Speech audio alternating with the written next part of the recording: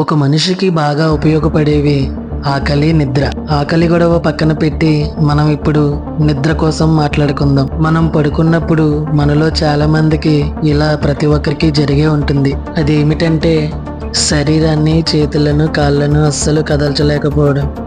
మాట్లాడడానికి ప్రయత్నం చేసినా మన గొంతులోంచి శబ్దం రాకపోవడం.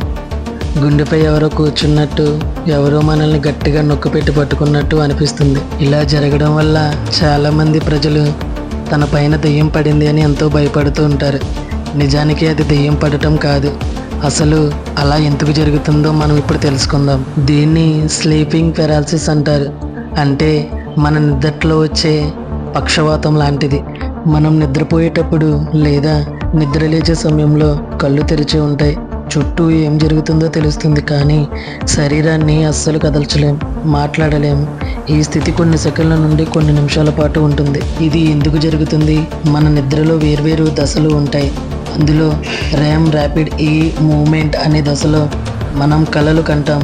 ఆ సమయంలో కలలకు తగ్గట్టు మన శరీరం కదలకుండా ఉండటానికి మెదడు కండరాలను తాత్కాలికంగా లాక్ చేస్తుంది. అంటే పక్షపాతం లాంటి స్థితిని మనకి ఏర్పరుస్తుంది. సాధారణంగా మనం మేల్కొనే ముందే ఈ లాక్ అన్లాక్ అయిపోతుంది. కానీ కొన్నిసార్లు మెదడు త్వరగా మేల్కొని శరీరం ఇంకా నిద్రలోనే ఉండిపోతుంది. అంటే మైండ్ యాక్టివ్గా ఉంటుంది, కానీ బాడీ సపోర్ట్ చేయదు. ఇది మనకి రావడానికి కారణాలు ఏంటో తెలుసుకుందాం. సరిగ్గా నిద్ర లేకపోవడం, నిద్ర వేళలు మారడం, విపరీతమైన మానసిక ఒత్తిడి లేదా ఆందోళన, విల్లకిలా పడుకోవడం. వెన్నుపూసపై పడుకునే వారిలో ఇది ఎక్కువగా జరుగుతుందని పరిశోధనల్లో తేలింది.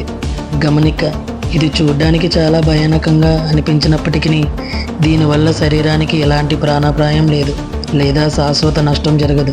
నిద్ర అలవాట్లను మెరుగుపరుచుకుంటే ఇది దానంతట అదే తగ్గిపోతుంది. నేను ఈ వీడియోలో చెప్పినట్టు మీలో ఎప్పుడైనా ఎవరికైనా ఇలా అనిపించిందా? ఒకవేళ అనిపిస్తే కామెంట్ చేయండి.